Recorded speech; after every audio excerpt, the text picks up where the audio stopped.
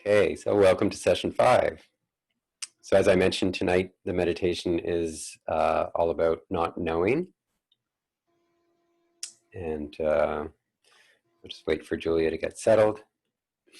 And I'll mute everybody.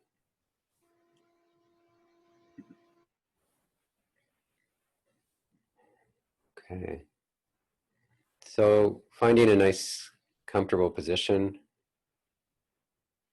I'll wait for Jennifer. Get seated. Great. Okay. So getting into that comfortable position where you're not leaning forward or back. Your hands are resting comfortably wherever you like. Eyes closed or half open in a receptive gaze. And pressing the sitting bones into the chair or cushion, stretching up and allowing everything to hang off the spine. And settling into the body, allowing the body to relax and noticing sensations in the body.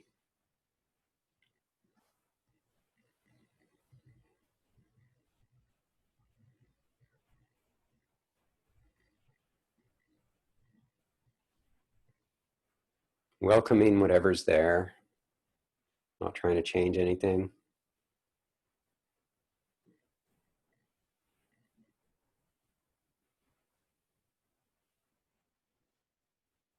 And a quick check-in with your emotional state.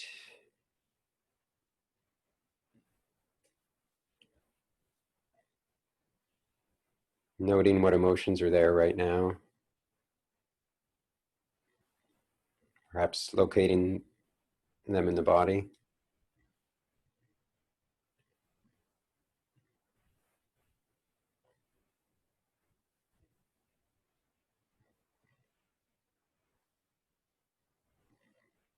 And noticing the mental state.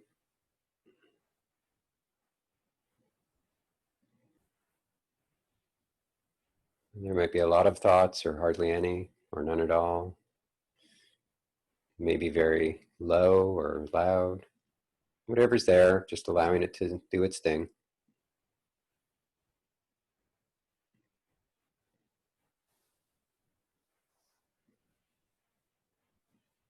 And we'll listen to one sound of the bell and just allowing the bell to call us back to the present moment, back to our true home.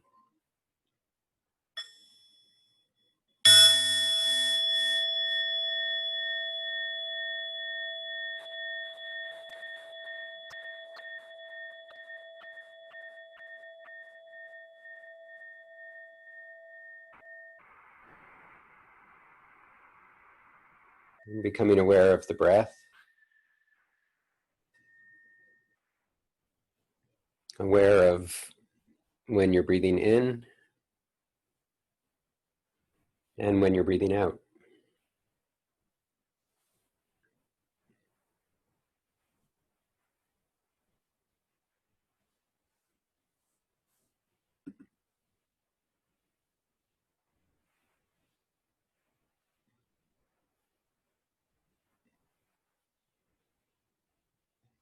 Not trying to control the breath, but just allowing it to be natural.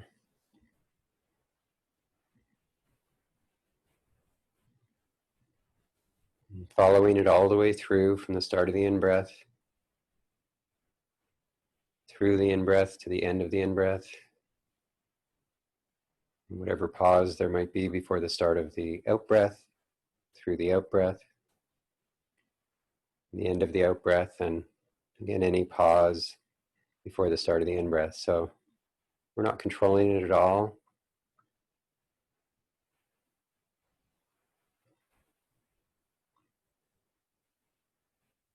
We're just riding the waves of the breath. We can relax to whatever extent our body wants to relax. And just enjoy the ride, whatever's there. If there are thoughts in the background or sounds, smells, whatever's there. Just, if you can, leave it in the background and just focus on the sensations of breathing. Let each out breath be an opportunity to relax.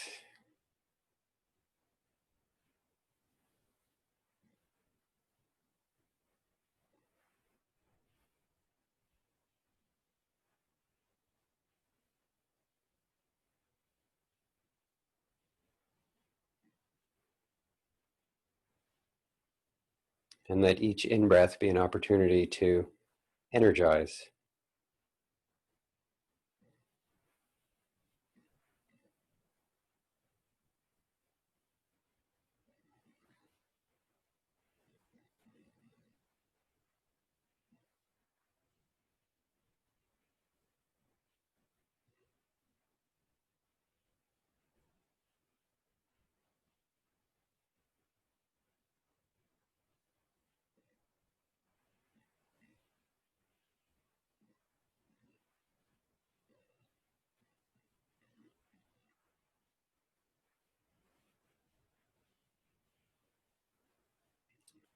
And noticing any resistance in this moment,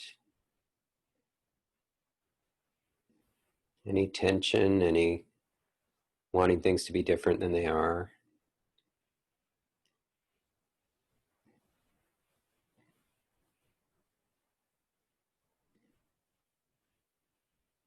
And whenever you notice resistance, doing your best to let that go, allowing the body to relax.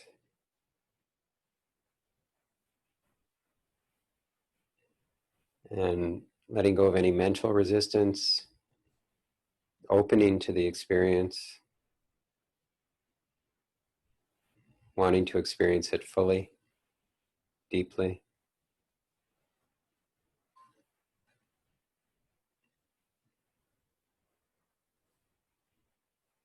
And if you look closely, even if there's no strong resistance, there may be some subtle resistance. Usually somewhere in the body or in the mind, there's subtle resistance. Let's focus on the body. We'll stay with the body for now. Just noticing even subtle resistance and setting the intention to let go of that resistance, to not steer, not control, but just allow the body to do its thing, allow the energy to move freely.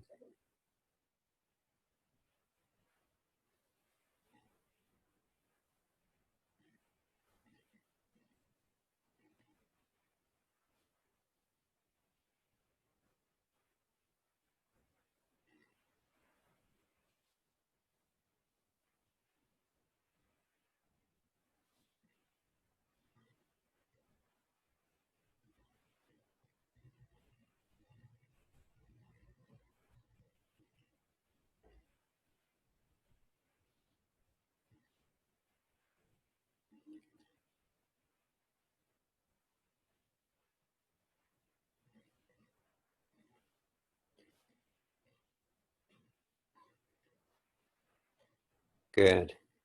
And now noticing thoughts. Might be mental, might be mental talk, might be mental image.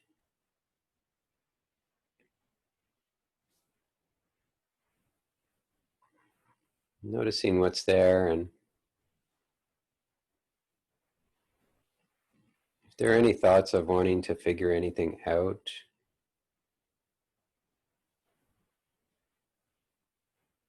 letting those go.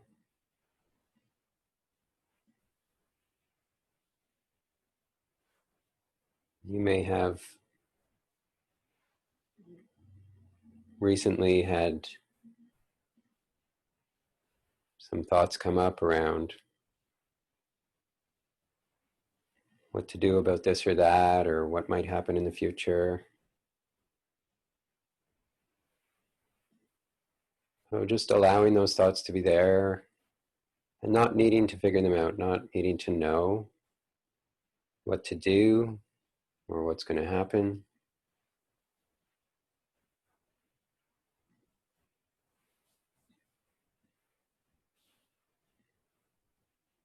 In this moment, you don't need to know.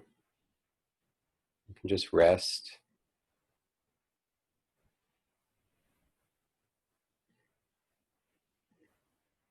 Rest in the being, in the not knowing.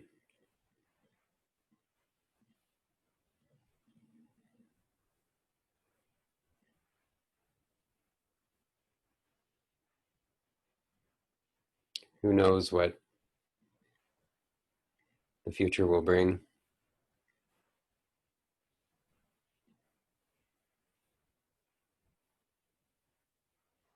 Who knows why you're like this or like that? Or why people in your life did this or did that?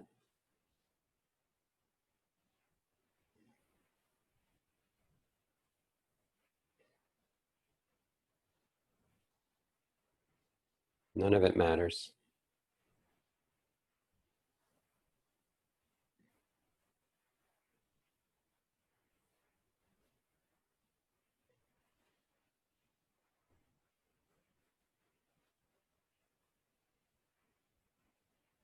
I'm noticing also emotions and sounds, body, the whole range of sensory input, the whole range of experience.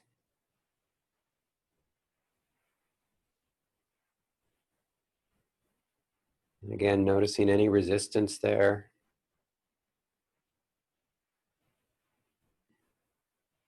and doing your best to let it go, to relax the body, relax the mind, relax you, the one who's noticing.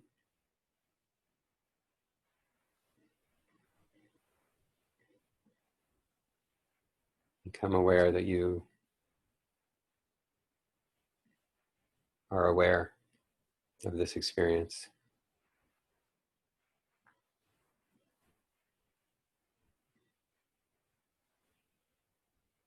And just resting there.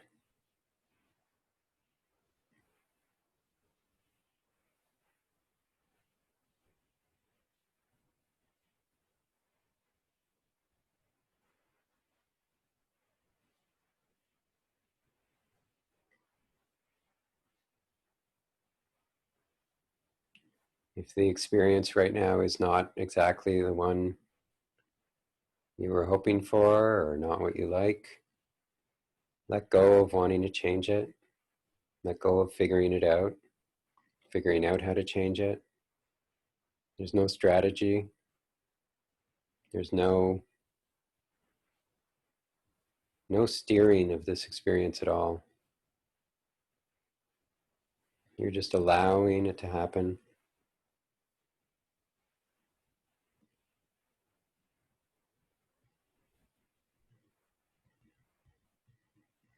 Resting in the non-steering, the non-action, the not knowing.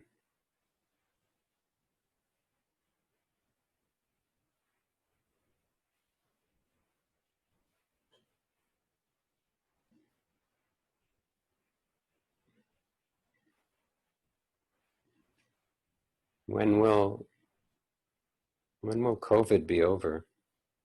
When will they get a vaccine? When can things go back to normal? Don't know. No idea.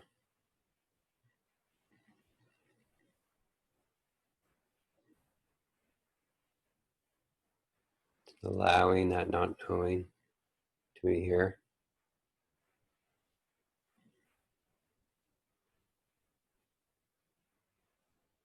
Allowing whatever comes up to come up. There's nothing to figure out, nothing to do. The only thing is noticing resistance and dropping it when you notice it. And if you don't know how to drop it, No problem. You don't need to figure it out.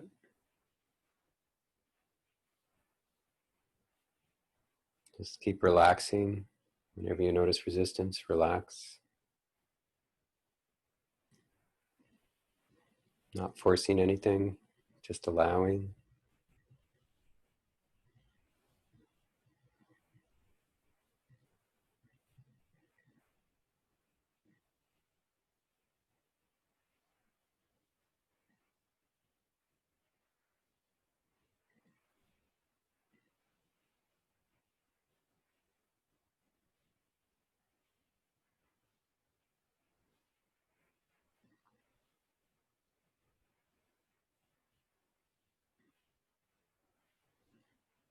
Letting the experience pass through you with no resistance.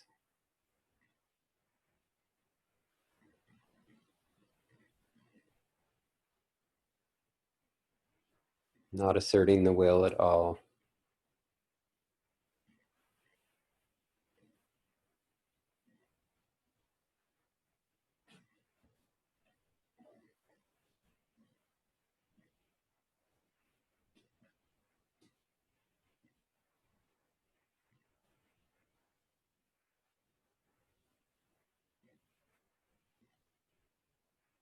And now coming back to the body breathing.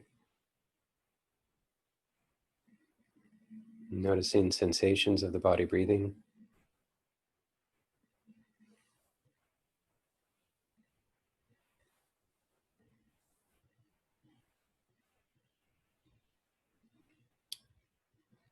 And with the sound of the bell, we'll bring this meditation to an end.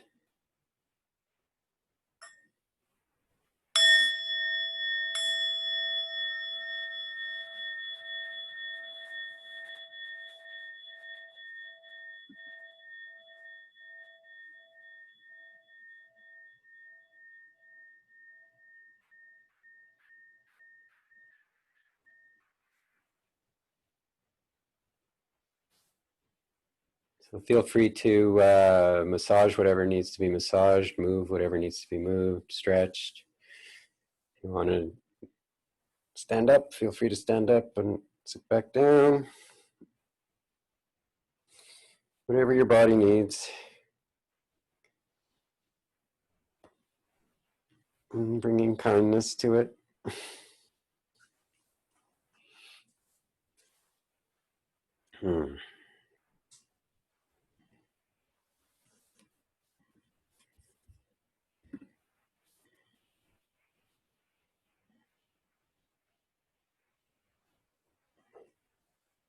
Okay. Tanya, I see it. Well, I guess it's an old chat. Maybe not the middle one either. I'm not sure what that. Anyway. Okay, so It was anyone regarding the finger to point. I said just don't use the middle one. Sorry, what? When you said like do this for increase in Oh, don't use the middle one. Okay. Yeah. It wasn't that funny. Yeah. By the way, can you hear me okay? Is my internet okay? Yeah. Okay, great. Yeah, 'cause I noticed a couple of you speaking there that was a little wobbly. So does anybody want to share anything about that meditation? It was great. I really needed that. Especially I think when you said like, oh, if like just well, two pieces. When you said, oh, COVID, when is it gonna end? Don't know. I was like, yeah, don't know. And then another piece when you said like, oh, if you don't, I think you said don't, if you don't know how to relax, that's okay. You don't need to figure it out. I'm like, oh, that line helped me relax. I was finding a lot of tension in my body, And yeah, I really, really needed that meditation. Thank you. Yeah. It really is,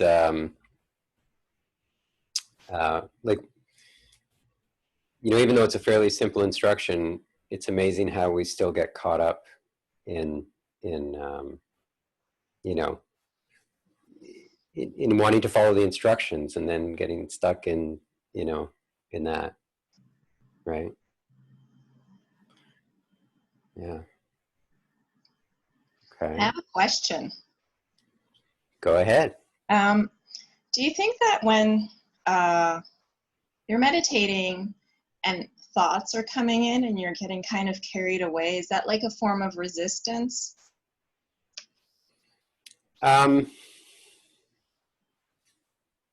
Not necessarily. Quite often I find that happens when I'm, not, when I don't have a strong intention to focus on my body, or when, like, it often happens without, like, unintentionally, right? Mm. Generally, it happens unintentionally. Mm-hmm.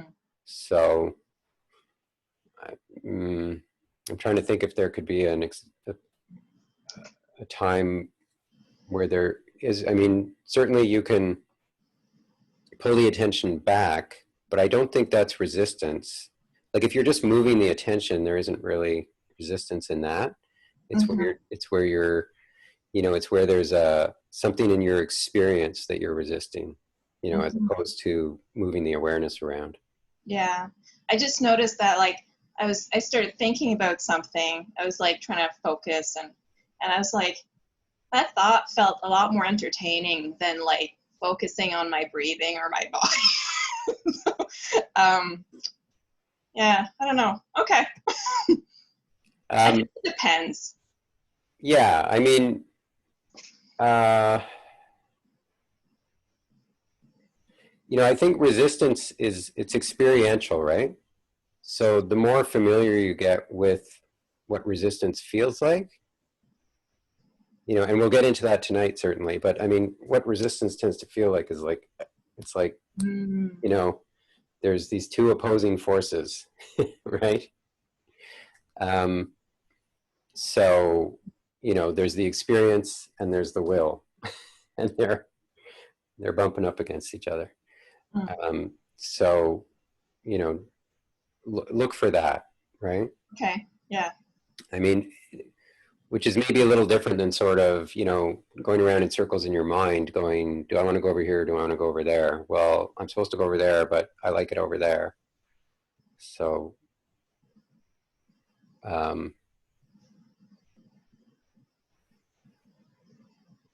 yeah, I'm not sure that that's resistance. I'd have to, anyway, something to explore.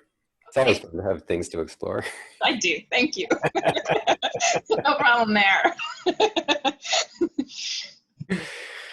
Yeah. Okay.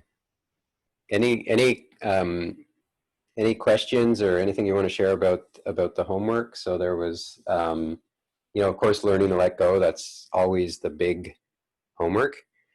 There was noticing when your model of reality is challenged. And there was, see why you do it, which is like, stop doing something and then see what happens. If you want to know why you do something, stop doing it. You'll see why you did it. So,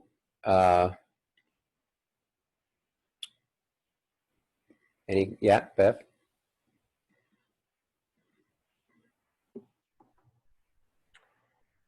In terms of the letting go, one really cool thing that happened for me, I was reflecting on that use of the word release after the conversation last week, and I realized it was problematic for me. So I had a couple of things come up where I saw that I was resisting something, and I started to use relax, let it be, and then lean back. And then I continued to use that. And I found that that was really useful. And it did two really cool things for me. One was I think the thing I was really having trouble with was extracting the resistance, both attraction and aversion from the experience. And that let it be allowed me to extract the resistance Mm-hmm. and then let it go. Still took some work, and I had other ways that I talked around that to coach myself to get in a seat of awareness, or that's in me, but that really helped me shifting that terminology. Yeah. I think one big thing during this course that I've learned is that release is really a problematic term. Because it means release resistance, but but I've noticed this with myself too, that I've started more saying, let me experience this, or open, or yes. Yeah. Because as soon as I say release, I think I want the samskara to release. And then right there, I'm now trying to get what I want. So yeah, thanks, Bev. Anyone else in terms of working with letting go, learning to let go? I really want to emphasize it's about the learning.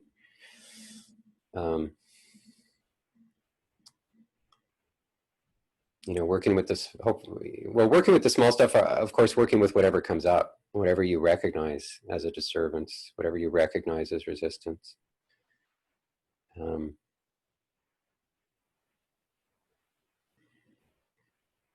Okay, and how about any examples of your model of reality being challenged? Did anyone notice that?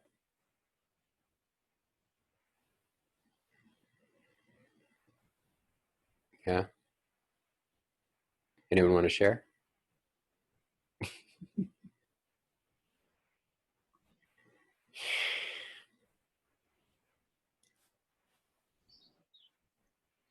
I had one today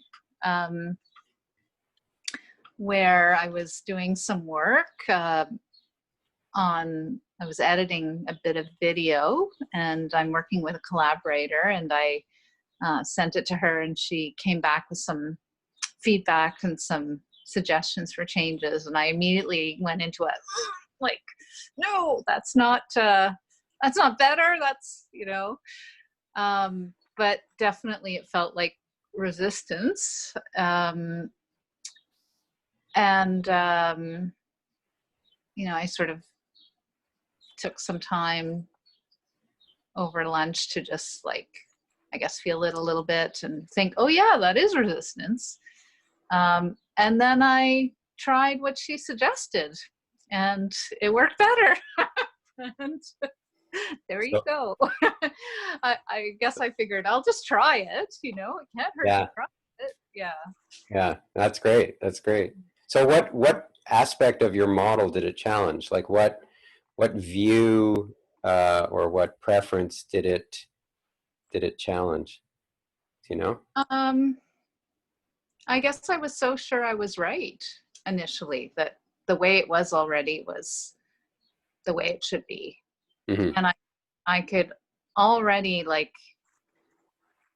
sort of rebut, what she was suggesting without even trying it, right? Yeah. Or find reasons that she was seeing it wrong somehow. And so I had this whole model of how this thing should be and why it should be and why I was right and why she was not right. Right.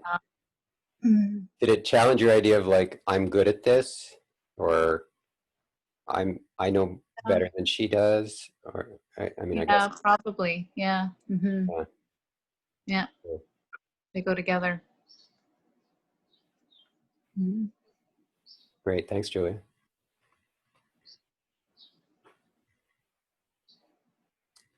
How about the see why you do it? Did anyone try that? Anyone try not doing something that you usually do and seeing what happens? Yeah. Yeah, I actually started it last week. So I just continued on this week, which was whenever I see a hangnail, I want to pull at it. Mhm. And it hurts. And so I want to stop doing that. And so every single time I would go towards, I'd look at that hangnail and then I'd go, what was my thought just before I wanted to do that? And it was confusion, or it was doubt, or it was something that really stressed me out. Right. So so you noticed that there was an emotion there? That, like, Yeah. I've never really thought about what the emotion is for being stressed out, but probably worry. yeah. I just felt worried. Yeah. Right. Yeah, and I don't know if you checked in with the body at that point just to see like what you were feeling in the body. I find that's often helpful is going to the body and noticing, you know, just like we I did. didn't go to the body, but I'll try that. Yeah.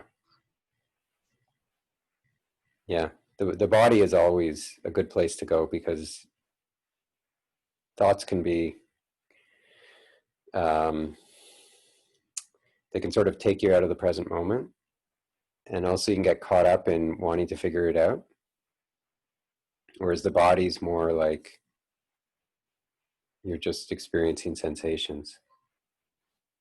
Because you just want to allow the experience to pass through you, right? At that moment when you're looking, going, "Oh, that's a juicy one."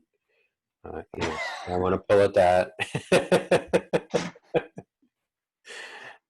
But anyway. I understand. Okay.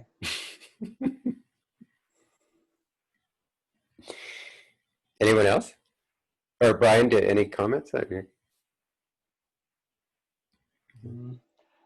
Just I guess I just want to say that one, along with a lot of other phrases and thought processes that we're learning, um,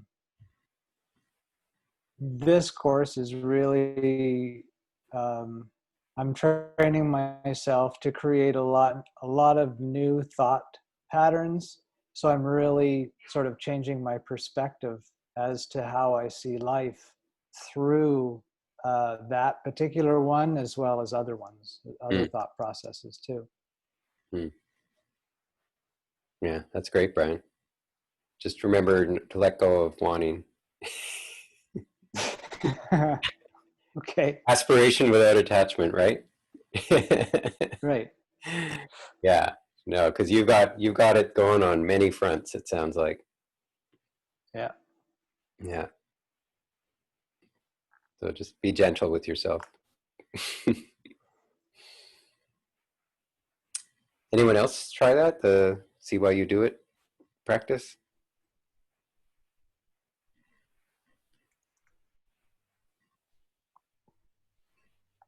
Sorry. Yeah, Kim. Yeah. So I tried it this weekend. There's a group that I'm a part of, and like this chat group that I'm a part of, and so we usually meet like via Zoom, and I couldn't meet this time. Like we usually meet regularly, and I couldn't meet this time.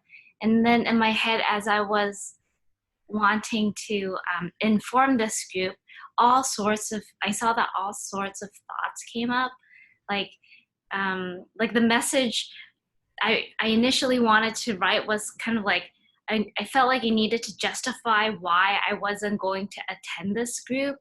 And then I had thoughts of like, oh, people are not gonna like me because I'm missing this group meeting.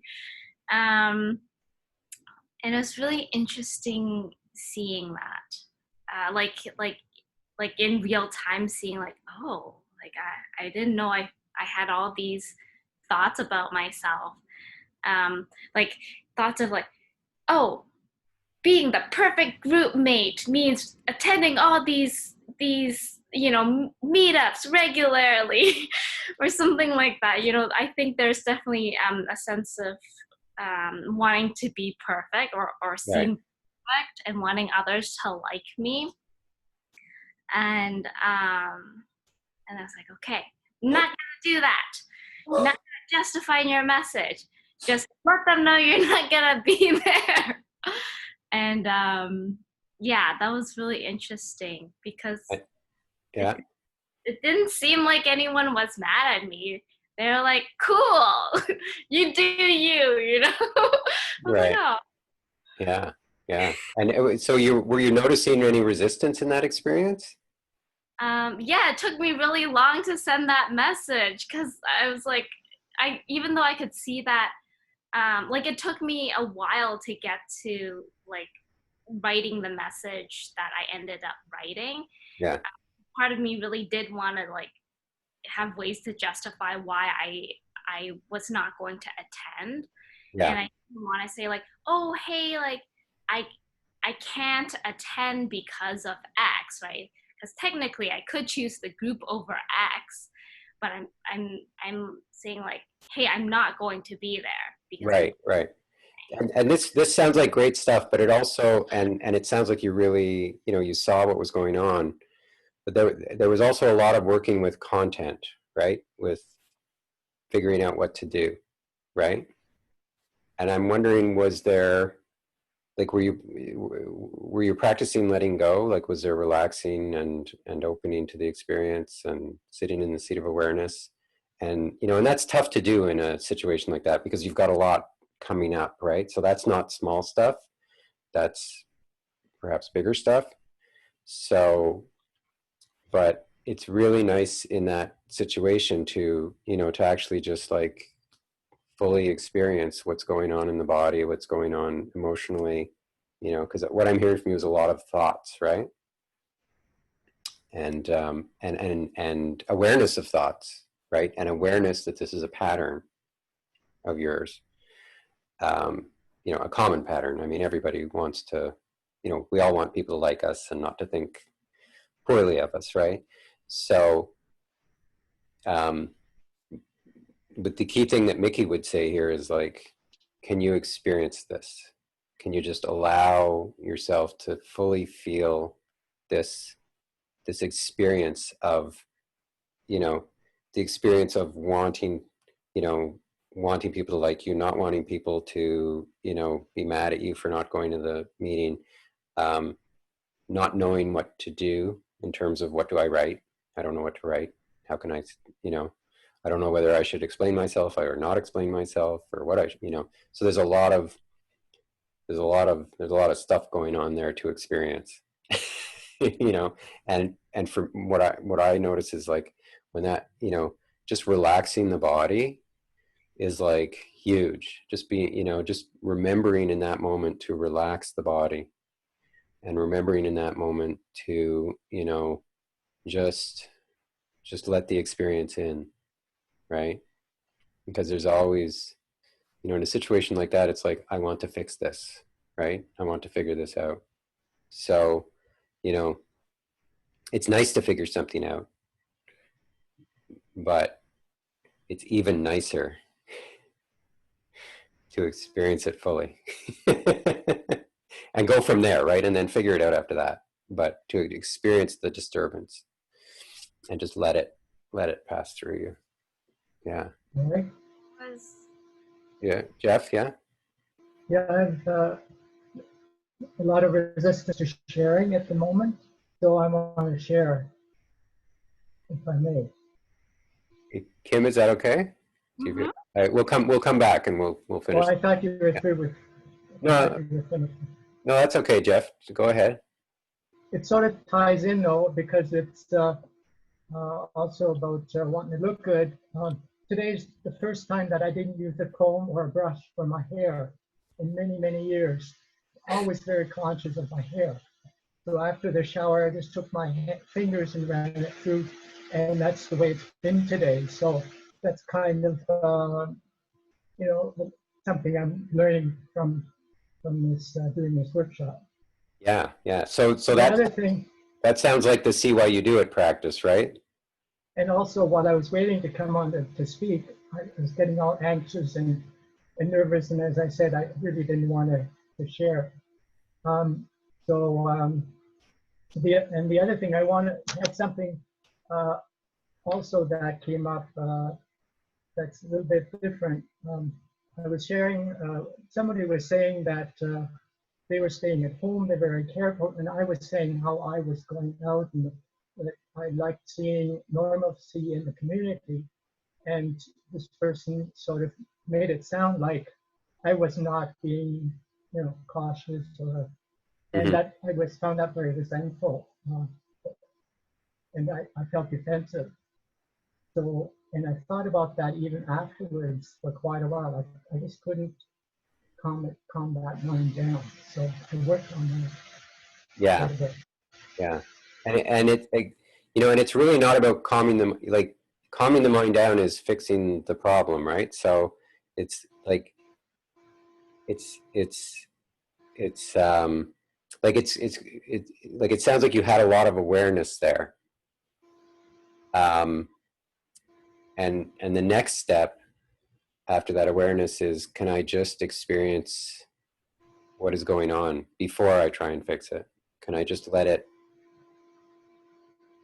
let it pass through me? Right? That's, and it, I, that, I mean, this is I find this is the hardest leap to make, is when you're experiencing discomfort, that rather than trying to fix it and make the discomfort go away, to just allow yourself to experience the discomfort, right? Yeah, it was difficult to know how much of that to do, how much to sit with it, the discomfort, and how much to just move on. Yeah, yeah. And I don't think, Mickey's not saying you need to sit with it. You don't need to sit with it until it, like, there's this, I know a lot of people have, want to sit with it until it's released, but you can't make it release. So it's really just a matter of, can I just let it in all the way? And it's really just a few moments, just, can I fully experience this? Let me experience, okay, I'm experiencing it, right? It's not going away. That's fine. I allowed it in, right? And I don't need to make it go away. I've allowed it in. I'm, I've relaxed. I'm in my seat of awareness. I've observed this unpleasant experience, and now I can do whatever I want, right? Now I can deal with the external problem, if there's an external problem, or now I can um, you know do whatever you want to do, right? It's really just a matter of it, having that, I guess, thought or that intention to relax and experience this, rather than not wanting to experience it, right? And I'm very hesitant to, like, you know um, um, like I'm not in any way trying to to say that what you did wasn't the right thing to do, but I just want to really, being the second last week, I really want to just keep emphasizing and emphasizing, and I hope you don't take it personally, just keep emphasizing that, the key thing is, in those difficult moments, to allow yourself to experience it, to let go of that resistance, right? Because as soon as you don't even have to, you don't necessarily have to see the resistance, but if you're experiencing discomfort, if things have gone negative in your experience and you're wanting to fix it, to fix what's going on the inside, there is resistance. That is a samskara coming up, and that is exactly the time you want to relax and fully experience it, and lean back into the seat of awareness. So that, I mean, these are great examples, your example and Jen's Kim's example, are great experience, great, like they're so perfect in terms of how we, you know, even as experienced practitioners, how we find it so hard to remember, and then to, you know, to relax, and just let the experience in, you know, let it be. It's just so counter to our conditioning. Right? Yeah, so thank you for that. It's really good, Jeff. Really good. And Kim, did you want to say anything? Oh, just like, yeah, just wanted to say that I find that there is a difference when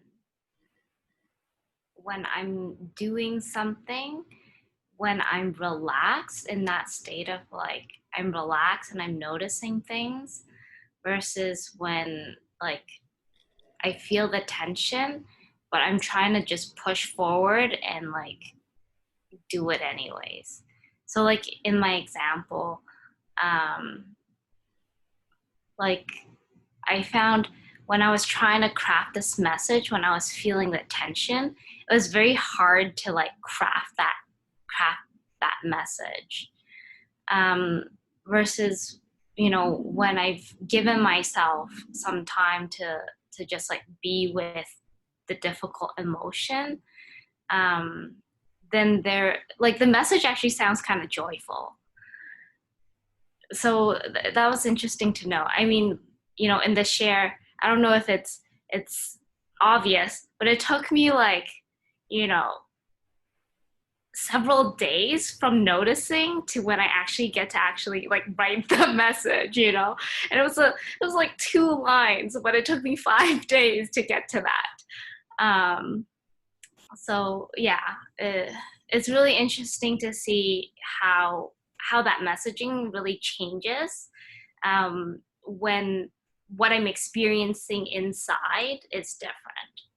Mm-hmm. Yeah. Yeah. Yeah, a lot going on there. Okay. Ari, I'd like to add something, if I can. Yeah, yeah. So it's about Jeff's share as well. It made me realize about in a situation where you're in a work day, it's quite hectic. Lots of times disturbance comes up for me, like when I'm in work. It's pretty constant throughout the day. So I find myself making space for it, even though I can't sit with it. To your point, you don't sit with it, etc. necessarily, but I just relax the body and I say, okay, I feel this now, and I'm making space for it. So it's like a little mantra I'm saying to myself, and not very consciously, just make space for this. Okay, I'm going to let this unfold, and it can play out the way it wants to. I'm just going to let it run on autopilot, and I need to attend now to the next email or meeting. But I just pause, make space, and give a little permission to it, and say, go ahead and go ahead and release and do your thing. I equate it to autopilot, and then I'm like, okay, that's going to take care of itself now. I'm going to move on with the day, because I have to, you know, I have to jump on the call or whatnot. So I find that very helpful. Yeah, I found that good. Yeah, yeah, absolutely. Yeah, and you know, it really isn't about sitting with it. It's just about fully experiencing it in the moment, relaxing, you know, going into the seat of awareness, and then on to the next thing. You don't have to figure it out. You don't have to make it go away. None of that. Right? So thank you. That's great. Yeah. Okay. So why don't we move on into chapter 14, unless anyone has any questions at this point. Okay. So So chapter 14, letting go of false solidity. So this sort of continues on from chapter 13, which, you know, this idea of having a mental model. And it sort of goes underneath the mental model and says, well, you know, how does this all get started? And you know, it gets started by clinging, basically. So you know, the world in which we live, everything is changing, right? And unpredictable, right? We can't control other people. We can't control the outside world. And even our own body sort of does its thing. Our thoughts are changing. Our emotions are changing. So it's this constant flux, and we can't predict the future, and we can't know how everything is going to fit together, and you know, all the causation. So so that feels very threatening.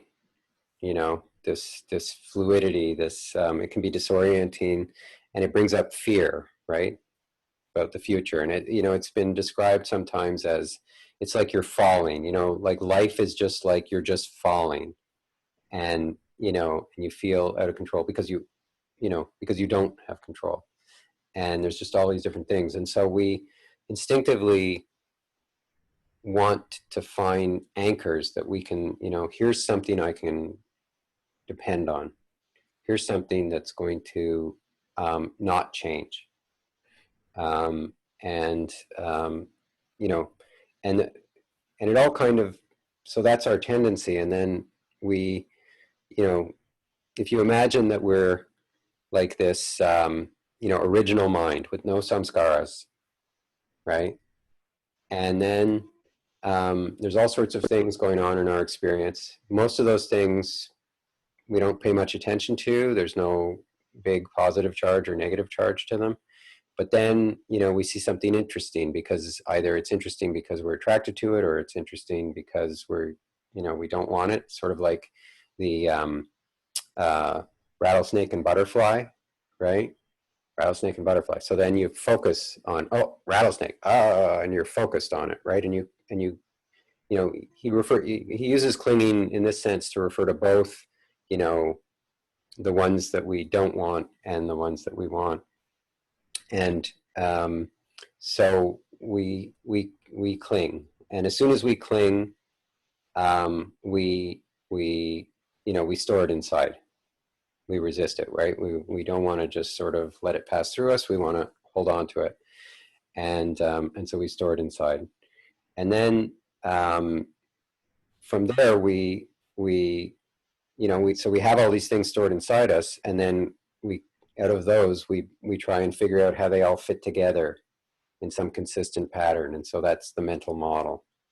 All these views and preferences, you know, can make our mental model. And then our mental model, we think of the mental model as me, right? This is me, right? Like you know, I am a gay man. I'm 57 years old. I like chocolate. I'm intelligent. I'm honest. I'm punctual. Right. I have all these, you know, and so then what I do with this mental model is I say, okay, you know, oh, there's this gathering, and you know, nobody else is on time for this thing, but I'm going to be on time because I'm punctual, right? I don't even maybe need to be on time, but I'm going to do it because I'm punctual, and I'm, you know, or if I'm late for something that I didn't want to be late, you know, then I'm like, my model is threatened because wait a minute, I'm punctual, but I'm late. Oh my God, how do I resolve these disturbance, right? Because it doesn't match the reality doesn't match my model, right? So, you know, we strongly identify with this model. And so the point of Mickey's, not the point, but one aspect, you know, he says letting go of false solidity, because we have to recognize that our model is not accurate, right? And it's constantly being challenged because it doesn't match reality. You know, we may have a view of this person or that person, and then they're different, right? And so that challenges us. And it's so, you know, it's this idea that the main takeaway, I think, is we try and make the world more solid and predictable than it is, and that causes problems. So can we just recognize that the world is not solid? The world is ever changing and, in a sense, unreliable, right? So the only refuge really in this, the only reliable thing, is the seat of awareness, right? Is awareness itself. Awareness itself doesn't change. It's always there. It doesn't get moody.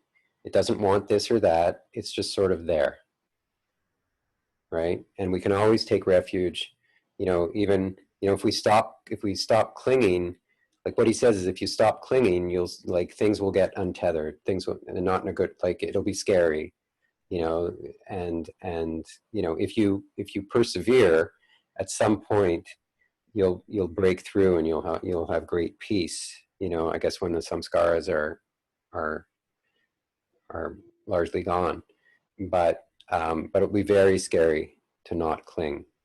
And he says, when you're practicing not clinging, when, not grabbing onto experience or pushing it away, when it gets scary, the seat of awareness is the place you can go and take refuge there, right? Feel safe there. And again, this is experiential, right? So, practice doing that, and just notice how, when you're in the seat of awareness, when you're aware that you're the one who's watching this experience, you're watching the disturbance, but you can feel solid because the place you're watching from is solid. And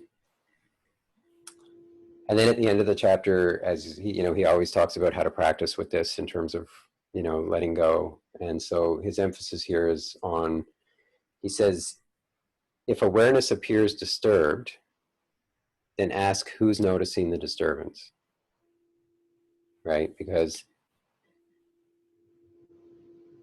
if you're noticing the disturbance, then whatever's noticing the disturbance is not the disturbance. So if you feel like awareness is disturbed, just ask who's noticing this disturbance, and it's awareness who's noticing the disturbance, which means it's not awareness that is disturbed, right? So you may have the sense that awareness is disturbed, but if you ask who's noticing the disturbance, you'll be able to step behind that curtain. So that's basically chapter 14. And chapter 14, by the way, like, he gets into some really deep stuff, like beyond my experience. So, in terms of like watching your psyche being built and all that sort of stuff, it's like, I understand it intellectually, but I haven't ever actually watched my psyche being built. So I would just not worry about that part for now. If you want to try it out, if you want to, the key thing is not clinging, right? Which means not resisting. So, he's really not talking about anything different here than what he's been talking about all along. But he's just talking a little more about why we do it and how it might feel when you stop doing it, which is scary, basically, right? But it's really not much different than, fear is a thing, and you have to be open to fear if you want to let this stuff go. So any comments or questions on this, or anything you read in the chapter, anything around that?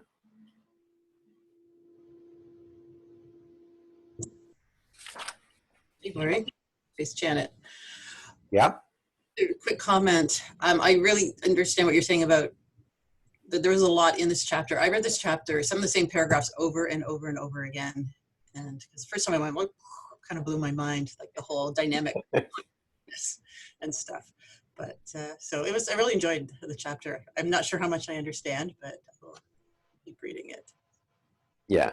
Keep practicing is what I would say. I wouldn't, spend too much time trying to understand it, because it really talks about, what goes on at a very subtle level.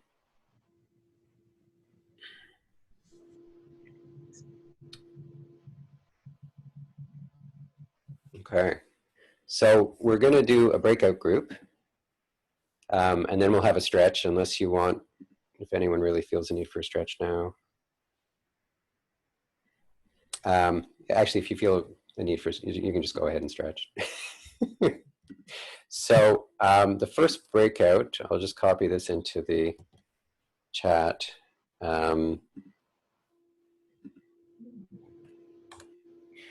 So what do you want, right? What's a big want of yours? And if what you want happens, what do you think it will give you?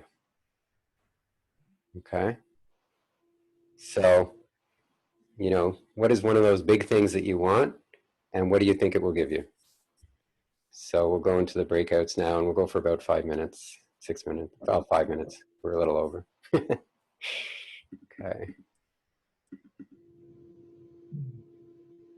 So here we go.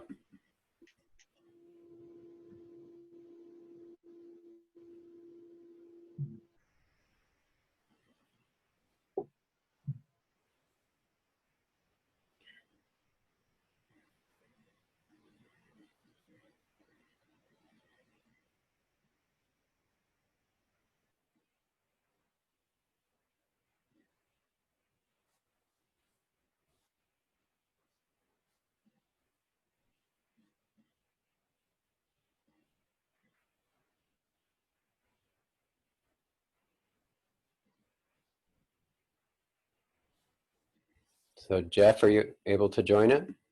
I think you have to click it to join it, Jeff. Oh yeah.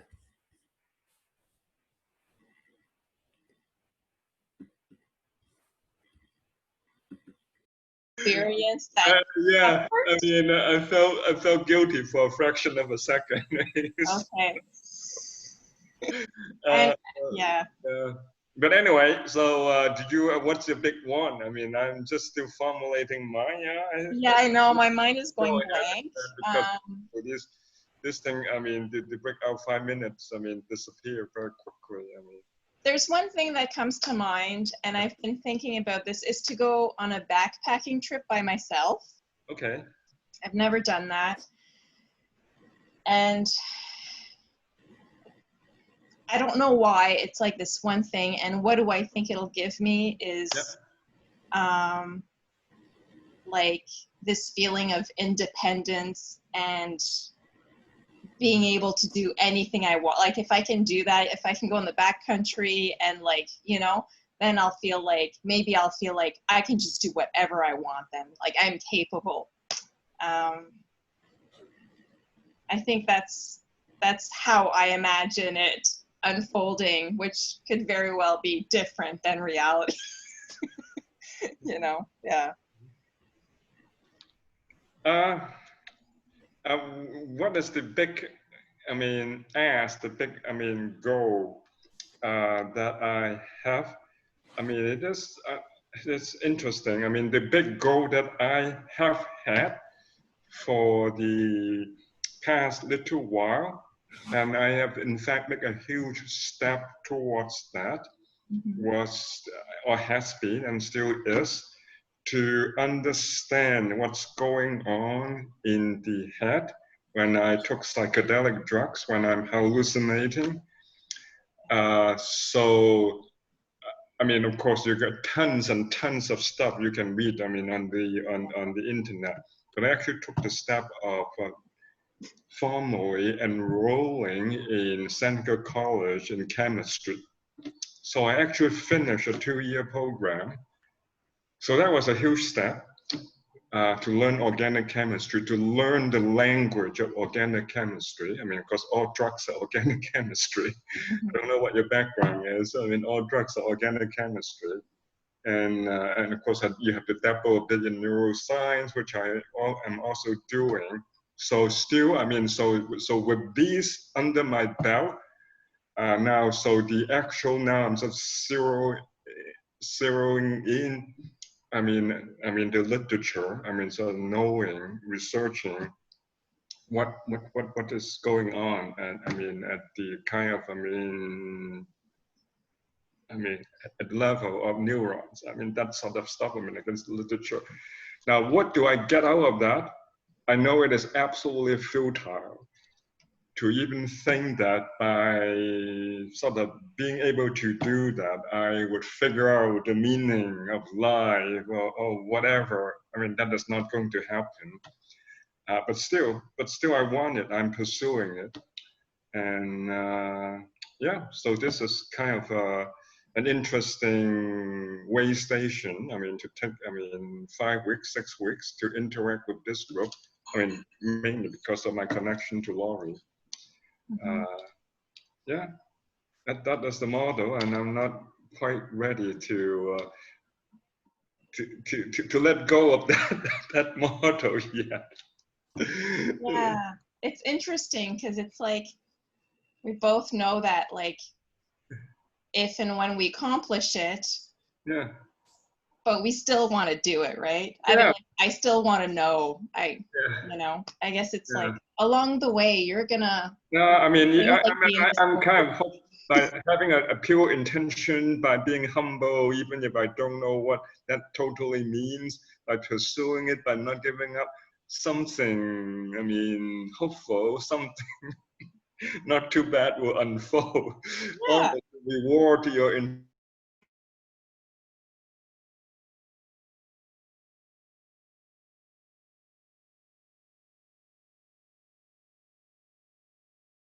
Hi. Hey. Okay. I guess Uh, we could have stayed. Oh, here we go. Yeah, everyone's coming back, hopefully.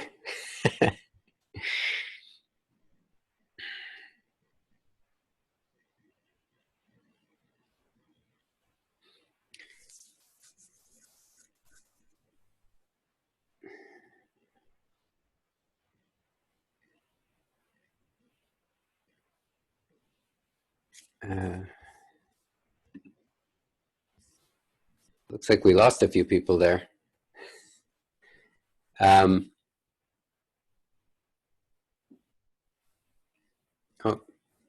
here we go. Sorry, Lori, I didn't even realize my camera was off. That's okay. Okay, so we're all back. Welcome back. Yeah, so the idea behind this, what do you want and what do you think it will give you? Mickey talks about how, if God said, what do you really want, and I'll give it to you, whatever you want, that what we really, we might ask for, to find a partner, to have a wonderful wedding, to have a car, to have a trip, to have, an understanding of something. But at the end of the day, what we really want is we want to feel good, right? And that's what we really want, right? And so the idea behind this was, what do you think it will give you? So often we want something because what we think it will give us, even if not directly, what we think it'll give us is to feel better, right? To have joy, to have a sense of ease or confidence, or to feel whole, right? To feel enthusiasm.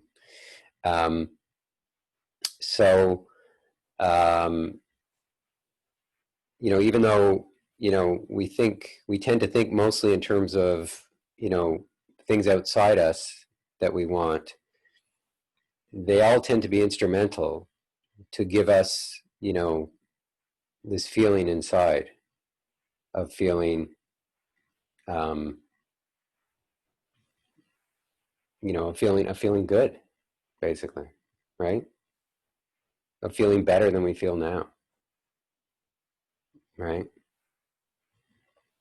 Even if we feel good now, we want to feel better, right? We always want to feel more joy, more love, more energy, more peace, And the point is that Mickey's teachings are focused right on the inner, the ultimate aim, as opposed to the instrumental, right? The thing that we think will give it to us. And of course, the thing that we think will give it to us, generally that tends to be fleeting, right? So we may, have this wonderful experience and feel a lot of joy and everything, but then it doesn't last, right? Whereas once you release the samskaras, that lasts. That actually does last. So, so basically the thing that we really want is happiness all the time, right? And not a shallow happiness, but a deep happiness. So before I go on, why don't we just take a quick stand up, quick stretch, however you want to stretch. You can shake it all out, or you can stretch it, or whatever your body wants to do right now. We're just going to do this for a very short period of time, because we, as always, are a little behind. So whenever you're done sitting back down,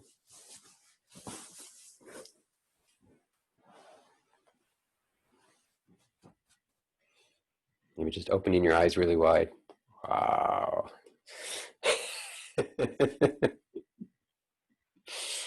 Stretching your eyes up and your tongue down. Ah. That's a yoga thing. But anyway, so chapter 15, let's move right into that. So the path of unconditioned happiness. So, all of our lives, our samskaras have told us when we can be happy and when we can't be happy, right? We hit the right samskara, we feel happy. If we hit most of the other ones, we feel unhappy, right? We feel some sort of disturbance, whether it's fear or despair or sadness or anger or loneliness or whatever it is.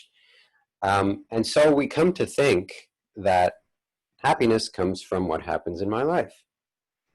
And if, this thing that I don't want to happen happens, if I lose my job, if COVID continues forever, if if someone I love dies, if all these things, if any of them happen, well, I'm going to be unhappy. Of course I'm going to be unhappy. How can I just got fired. How can I be happy? Right? Well, if you met someone the day before, if you were single and you'd been wanting to get into a relationship, and you met someone the day before and it was love at first sight and from both sides, and it was and the next day you went into work and they fired you, there's a pretty good chance you'd be like, I don't care because I got what I want, right? I'm in love I don't care that I've lost my job. I am happy, right? And then there's other people who would be like, I actually was thinking about leaving my job, so now I get severance too. It's not the event that causes the happiness or the unhappiness. I mean, obviously it has an impact on us, but our attitude and what's going on inside us has more to do with our happiness, and we can actually have a great deal of control over our happiness, right? And Mickey says very starkly, happiness is a choice. If you just choose to be happy, if you choose to not let anything get in the way of your happiness, not let anything take away your happiness, then you can be happy all the time. And what I found in this practice is that he's right. Not that I can be happy all the time, because I can't stay aware enough and committed enough to that intention. But when I am aware and when I am committed to it, there can be all sorts of stuff going on. Just this morning, I was just having, these thoughts were just going on, and the tension in my body. And I was trying to read the book, the Untethered Soul, and I was having a hard time reading because I kept getting pulled, the thoughts were just coming and coming and coming, and very sticky, very powerful. And I'm thinking to myself, I'm not going to let this stop me from being happy. There's no reason, I can just watch these thoughts. And I started laughing at the insanity that, these thoughts are just going, and they're crazy thoughts. It's like, who is it? This is my roommate, right? This is the voice in my head. This is crazy. These thoughts that are coming up, like, my mind is wacky, right? And I was like almost giggling, because it's like, I can't read this book. I'm like, yeah, and I kept going back to it and trying to read, and then I get pulled away from it. And it was actually a really joyful experience because I kept saying, I'm not letting it, this is wacky, but it's not taking away my happiness. Like, my life is good. This doesn't matter. Right. And these thoughts were about my, investments, which drives me crazy these days. Drives me crazy because I'm having to reinvest my money, and I don't know when to do it or what to put it in. And so I'm constantly thinking about it, right? I can't just kind of leave it alone. I mean, so anyway, but I was happy. So it's not that you're going to be able to be happy all the time, because you're not going to be able to maintain that awareness and maintain that commitment. And I shouldn't really say that, because, he says, like, all you need to do is commit, 100% commit. I am not going to let anything stop me from being happy, right? No matter what happens. And the mind is going to mind is going to try and trick you, right? Just saying, this time it's worth it.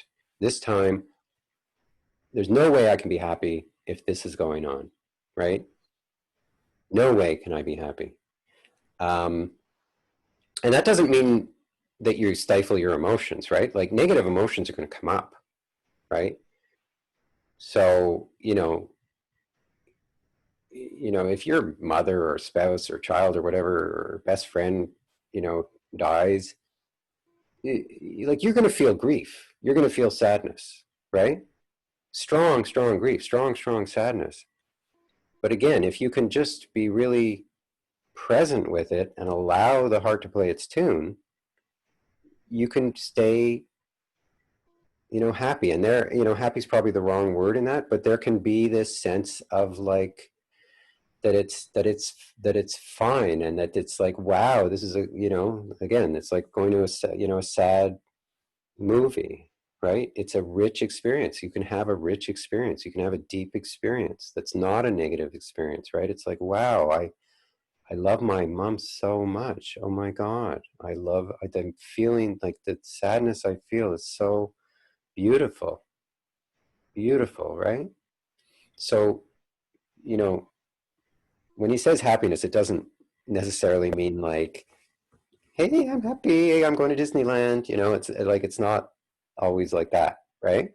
But it's like, I can be, if I, it's my mind that tells me, you can't be happy if this happens, right? This is going on. There's no way I can be happy in this, or there's no way I even want to be happy, right? I have every right to be angry.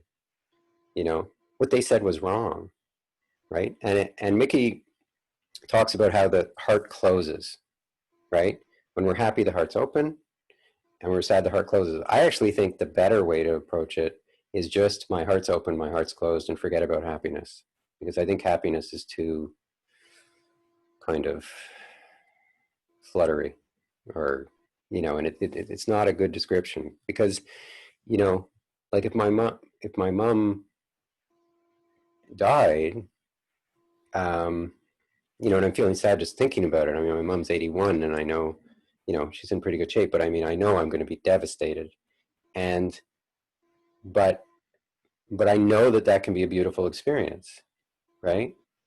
And that I can keep my heart open through it, right? And keeping my heart open, it doesn't mean I'm, all happy, but it means I'm, I'm there with it, and I'm in a way enjoying it, right?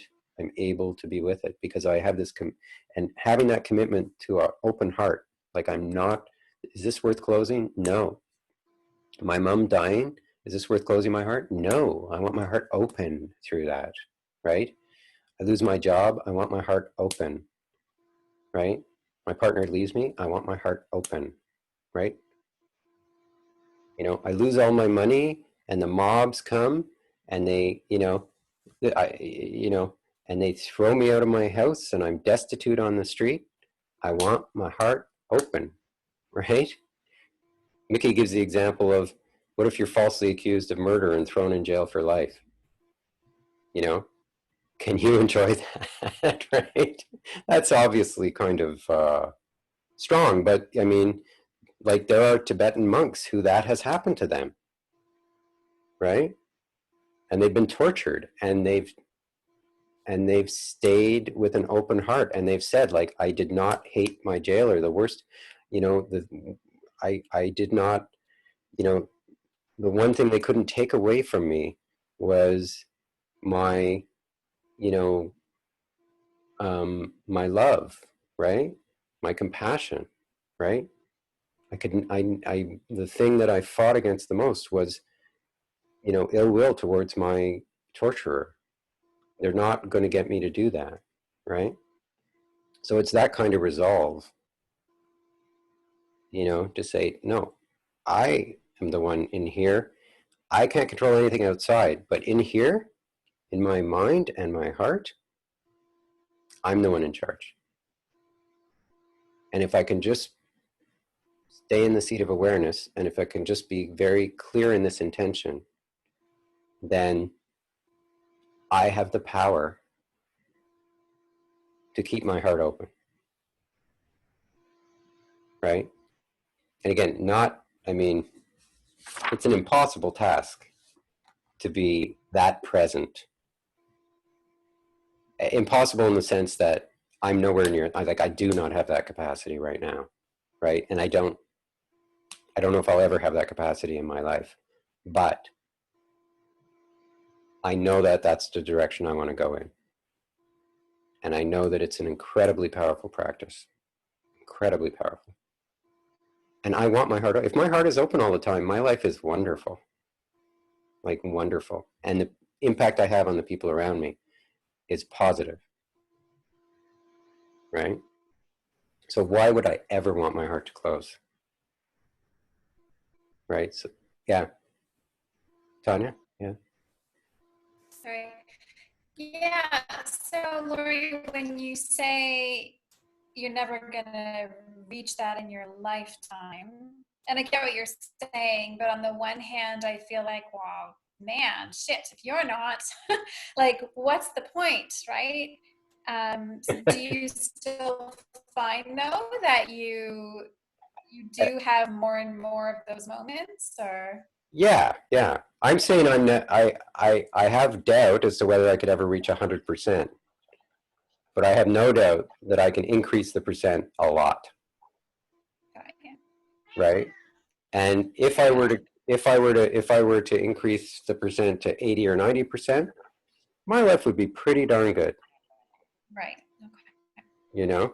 Because it's not there now. It is attainable to a degree. It's not, yeah. Well, it's like the North Star, right? I set my direction and I'm going there, and you never know. I guess you never know, right? But I mean, the idea that I have to be 100% happy or I don't want to pursue this, doesn't make any sense to me, because. No, and that's, and I was saying it partly in jest, but just to clarify, it's not about that. Like you said, it's not about the enlightenment of 100%, but there's still much to be gained from pursuing the practice, even if incrementally we notice a difference. Is that right? Right. And I don't actually think that enlightenment is a fixed state. I think enlightenment is any moment in which you're fully present with your heart open. So, and Thich Nhat Hanh says this all the time. He says, we're all part-time Buddhas. Any moment where you're, you know, dwelling happily and fully in the present moment, that is, you are a Buddha, right? Which means you are enlightened. Thank you.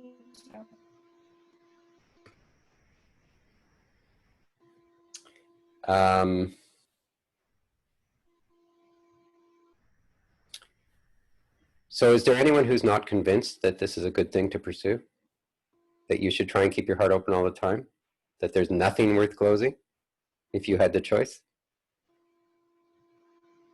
And please speak up, because I want, you know, if you remain unconvinced, I want to hear that. I mean, I think it's a, you know, it's a radical idea to say, I never want my heart to close.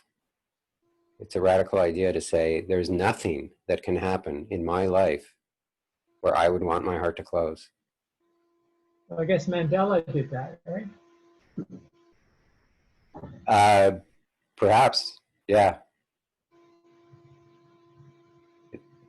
Perhaps. I think the great masters are able to do this. I think the Dalai Lama does this. You know, he seems to always be happy. He's gone through hell. And, you know,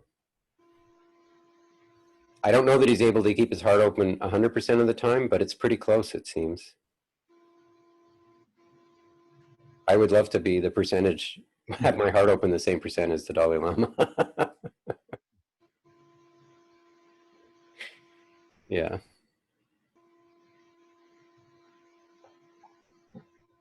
So everyone's convinced. Yeah. Hi, Laurie. Hi, Gary. Yeah, I'm convinced. Some of the time, it's certainly a work in progress, and I can see, like when we talked in the one-to-one, you know, there's a lot of big issues going on, but working on the small issues that I've started doing has really made a change, because sometimes the small issues are also connected to the big issues that I could be avoiding. And so by working on those smaller issues, it actually starts to help out what I perceive to be the big issues in my life. Mm-hmm. So I'm finding that's really helpful.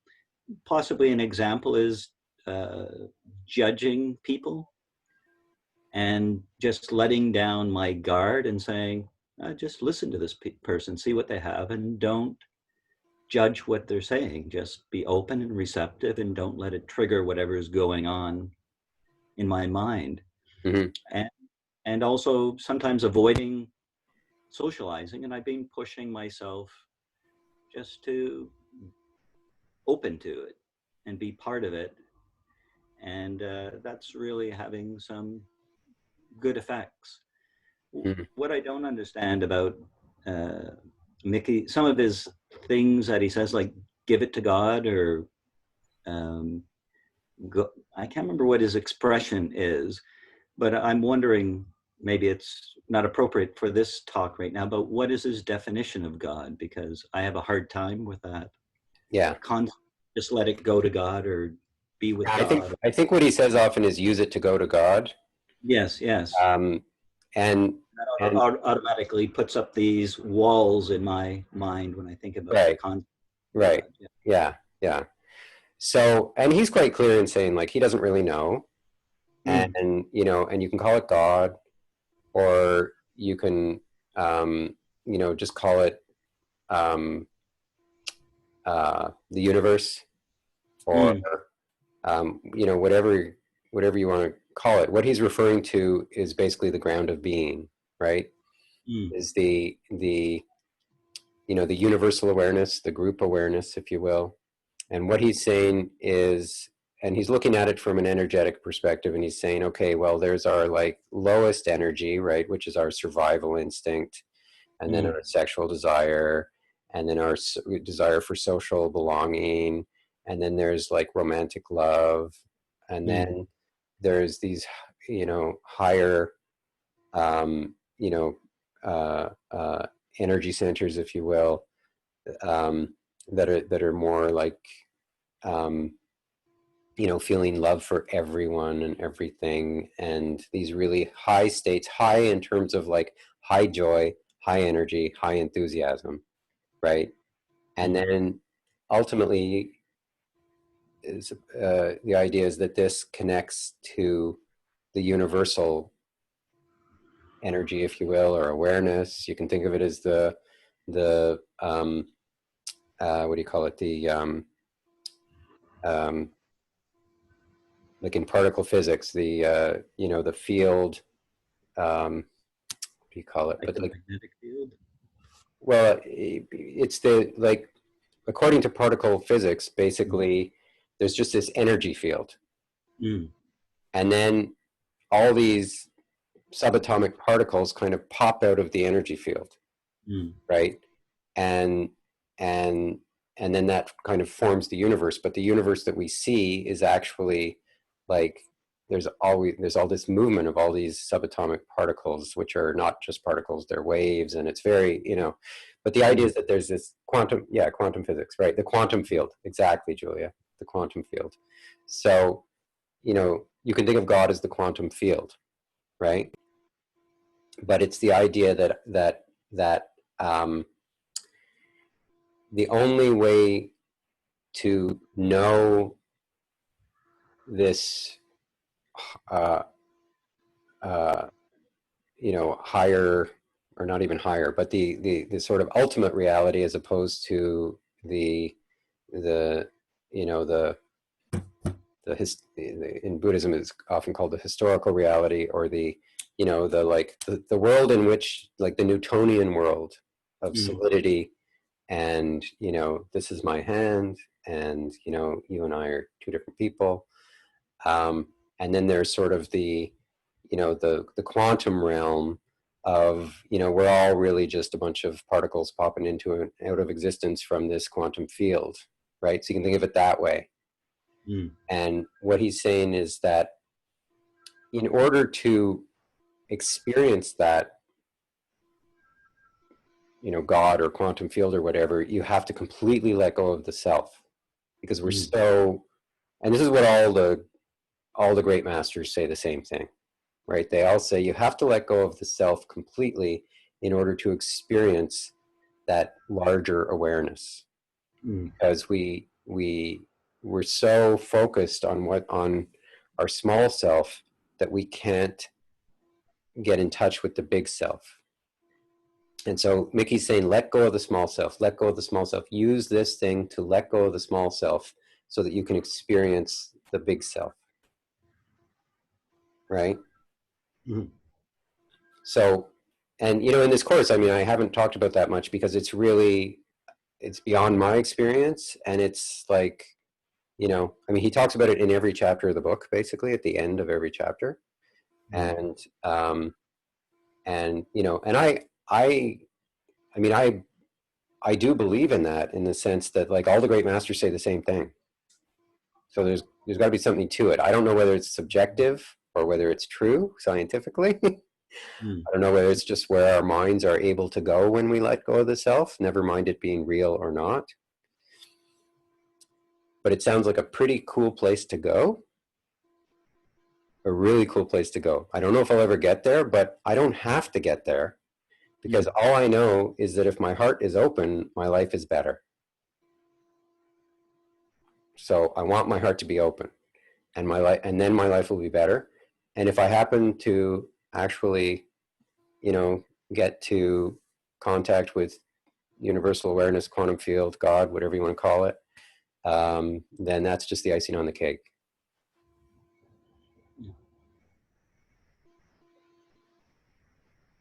Yeah. Yeah, thank you.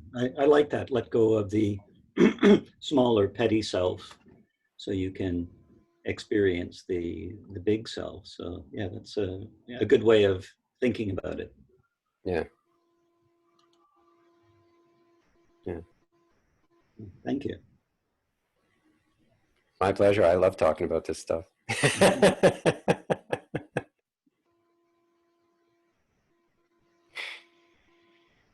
Okay. All right. So, so we'll quickly do breakout number 2.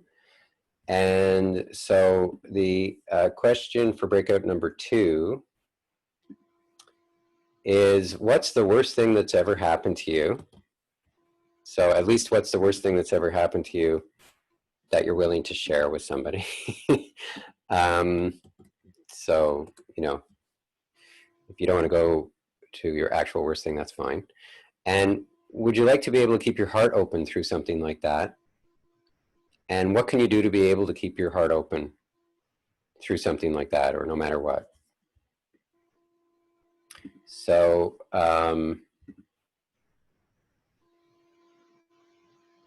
let me just, I'm going to shuffle up the rooms, and here we go. So we'll have 5 minutes.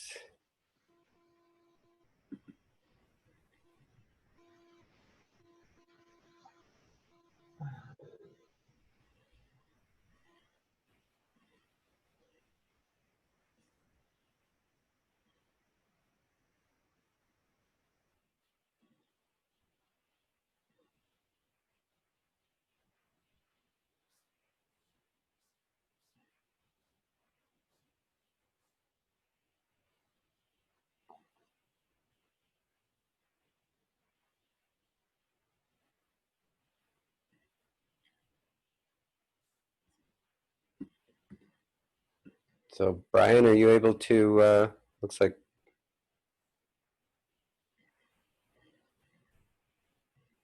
here we go.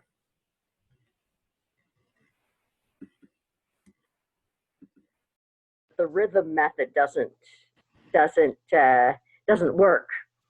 And that played out over many decades of my life, and I've worked with it. So one of the most. I hope you don't mind me joining. I just want to. I remember when I was either 5 or 6, and I was discussing with my sister if I should just leave because I had ruined the family by being born. And we concluded that I should stay because my parents would have to go and look for me. So it was probably just better to stay and not cause the trouble of going away, but just sort of stay out of the way. So I'd say that whole event was the worst thing in my life that I've had to work on a lot. So, and the next part was like, if your heart was open, I mean, I've worked a lot on that. What happens when my heart is open to that is, and I'm so comfortable with deep pain, and I'm comfortable with the fear related to the fear related to not being taken care of as a baby and stuff like that. So I think that's what the open heart piece might be. And I couldn't really think of really horrible stuff that's happened to me other than that. So over to you. Thanks, Beverly. I'm the same. I'm trying to. I can think of plenty of unpleasant things I didn't like. The worst thing ever that's ever happened.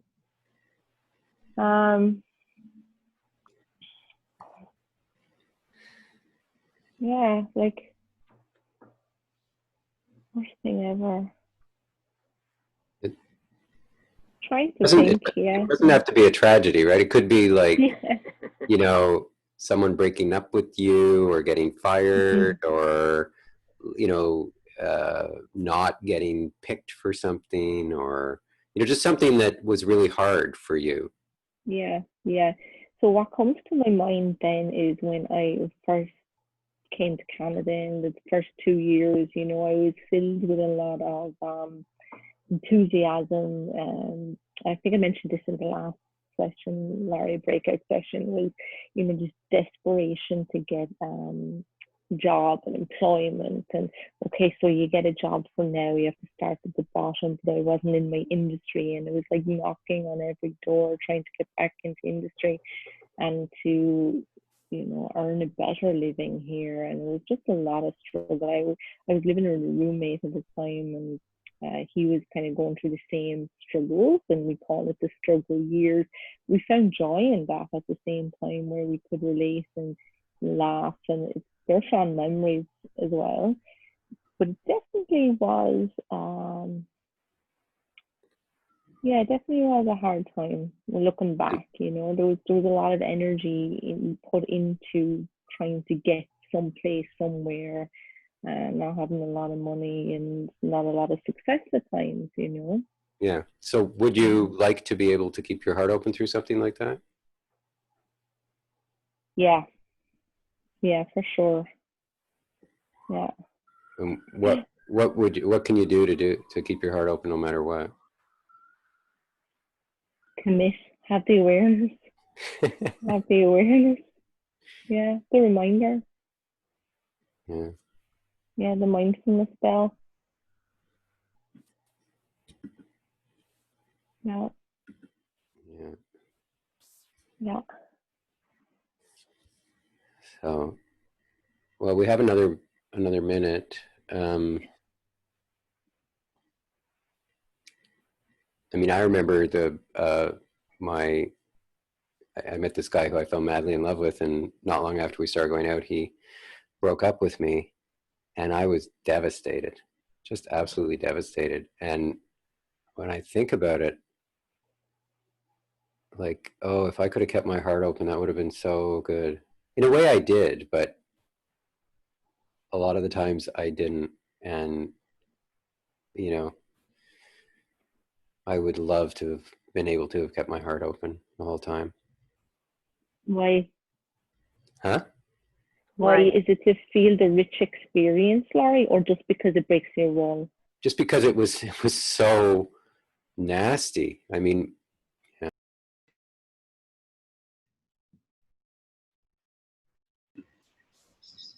Hey everyone. Didn't finish. I know.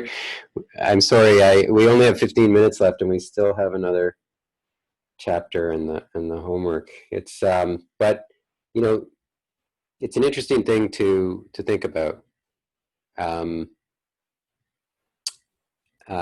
know, like in terms of why we're doing this, right?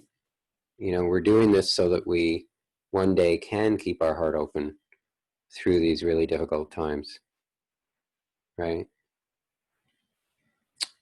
You know, and it doesn't have to be a terrible, terrible, terrible thing, but it's like, you know, we're saying, I want to keep my heart open through anything. So, you know, if this is the worst thing that's happened to you, then, you know, have that intention that even if something like that happened, I would, you know, I want to keep my heart open, right? Or even if something much worse happened, I mean, maybe nothing really super bad's happened to you. Yeah, Julia? How do you keep your heart open in a situation where you clearly still also need to protect yourself a little bit?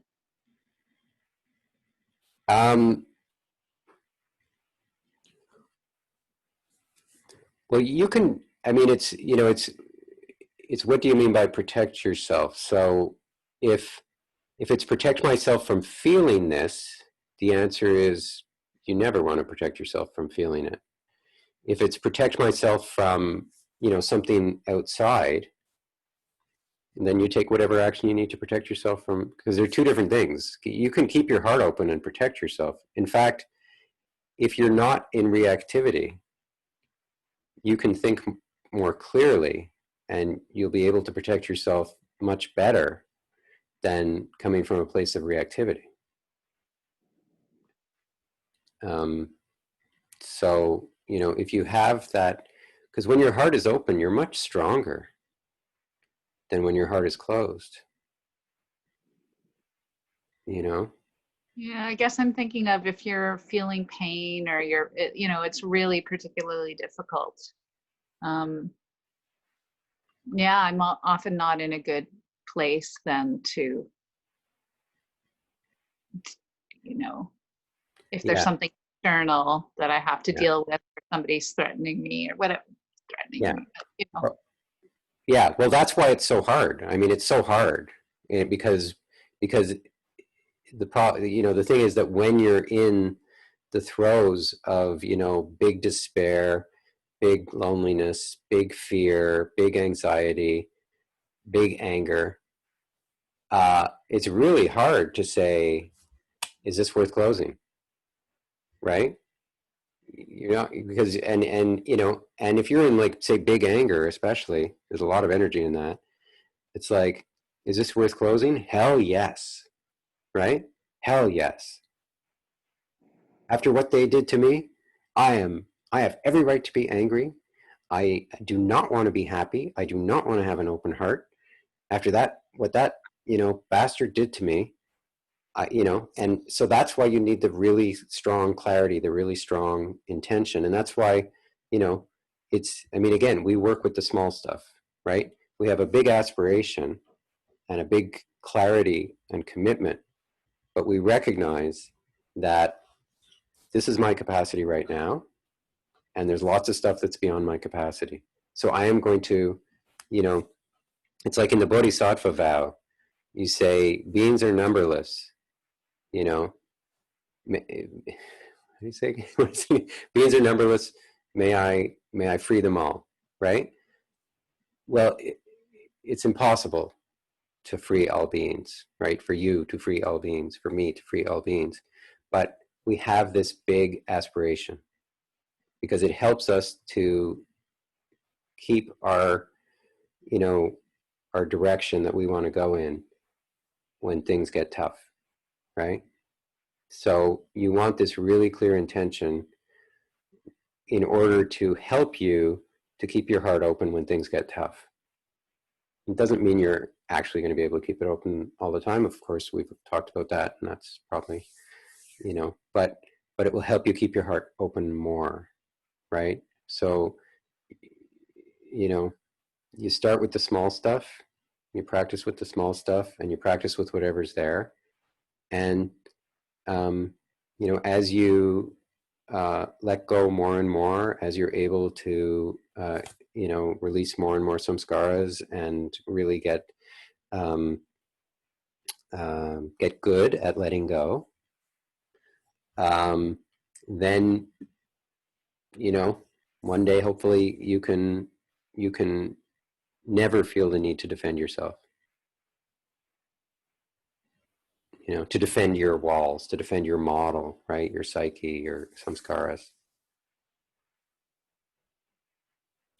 Right, but it is a matter of capacity, right? It's not like, you know, if you've got this huge trauma that you want to just like relive it. Like, no, right? But we build up our capacity and we build up our aspiration, right? We strengthen that. You know, Tide calls it bodhicitta, right? Mind of love, or enlightened mind. You can, you know, awakened mind. We build up our bodhicitta because that, having that motivation, that clarity of intention, helps us when things get tough to remember, you know, it's never worth closing.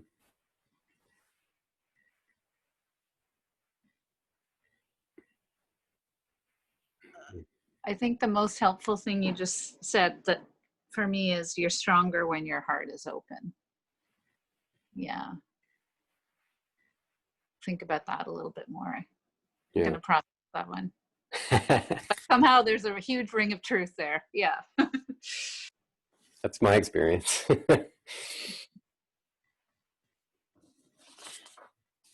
Okay, so we don't have much time so chapter 16, the spiritual path of non-resistance. I mean, I think this is, it's a very strong chapter.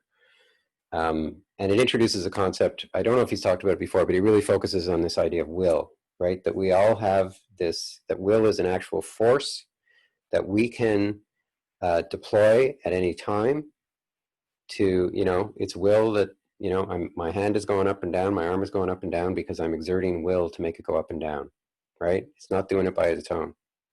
I'm exerting will. And whenever our samskaras get hit, and there's that, you know, the thoughts and the emotions, which you can think of as energy, right? We can exert our will in opposition to it. And then you wind up with this, right? You wind up with these two opposing forces. And the thing is that once you trap the thing inside you, you have to maintain that force in order to keep it inside. And it's like, you know, if I'm doing this and I'm pressing my hands into each other, right? It's not going anywhere. So this is, I'm keeping it trapped inside of me. This is what the energy looks like, right? These two, you know, I'm using energy with one hand to keep the other hand, you know, from coming inside, right? Well, this is tiring. This is really tiring, right? And letting go is like, and it's like, that feels much better. You know, I have much more, you know, I'm going to wear myself out if I'm doing this all the time. So, you know, we're actually using our will, using our energy to keep these things inside, you know, to put them inside to stop them in the first place, and then to keep them inside. And so we don't want to do that, right? We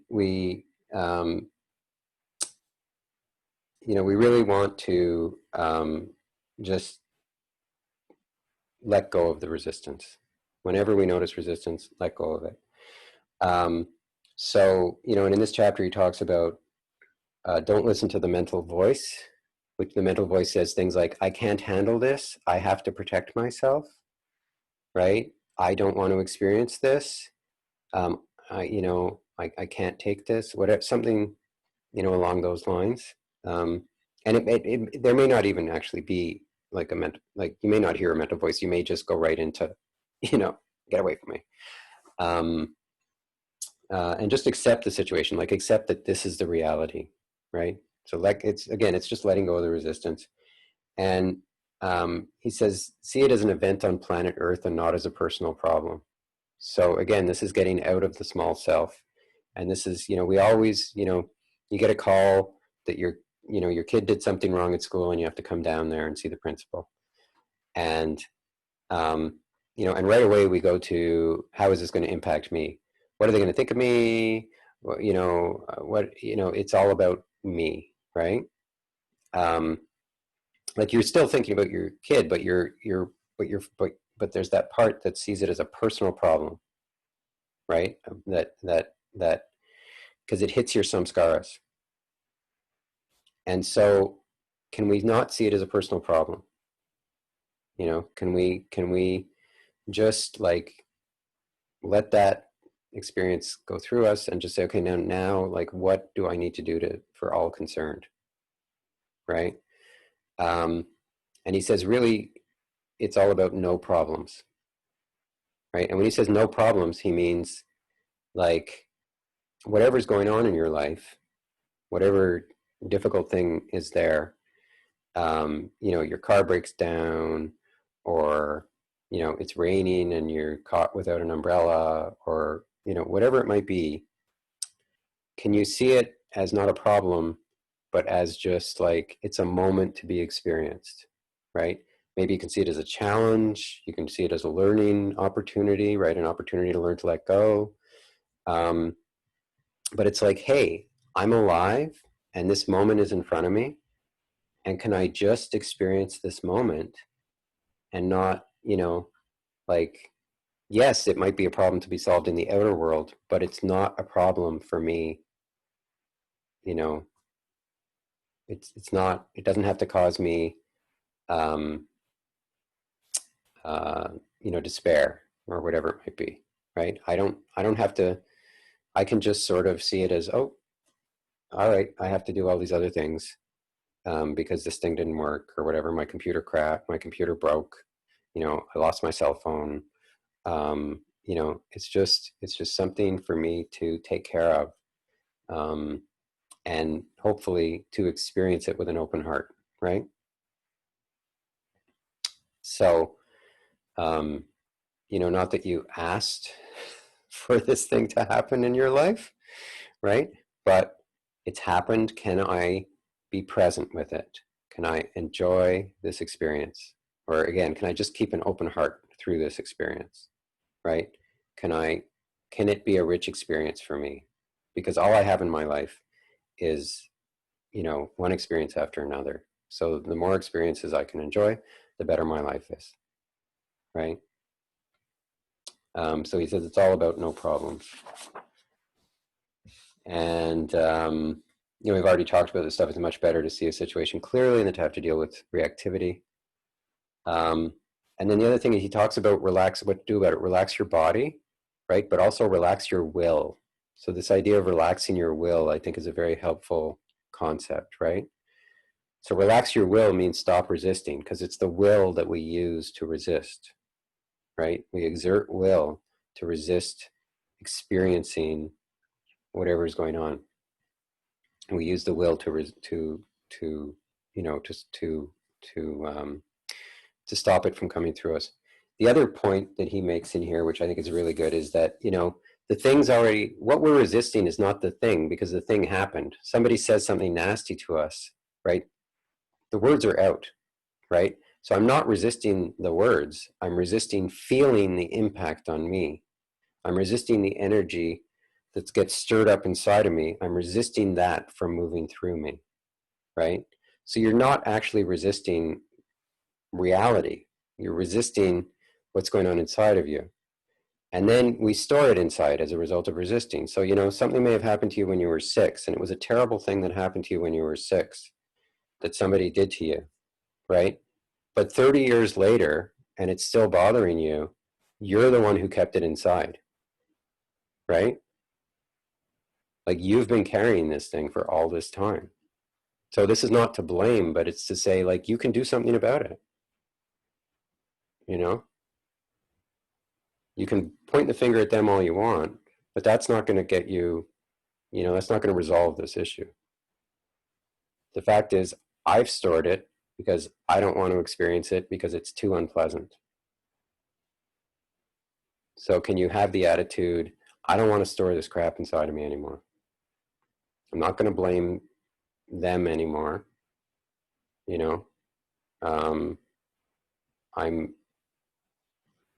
If you can release it, then you'll be able to forgive them, right? Because once it's gone, it's like, okay, now I can look at this clearly. Now I can keep my heart open.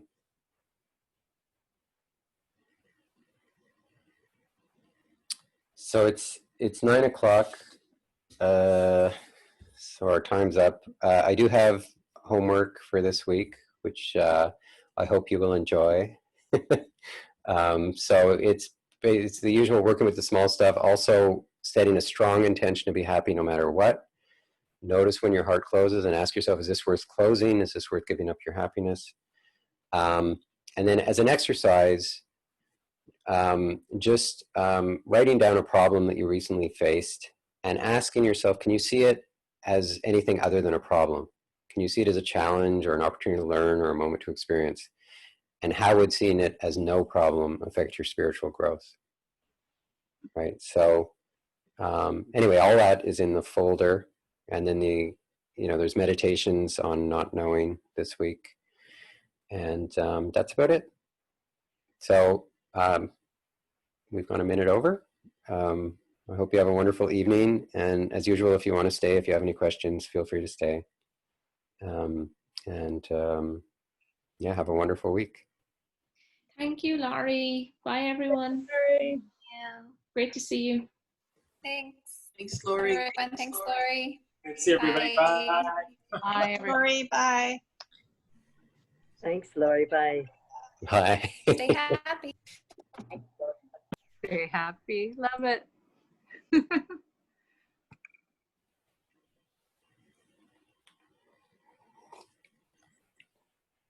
Question for you, Laurie. Mm-hmm. Will the information on Google Drive be available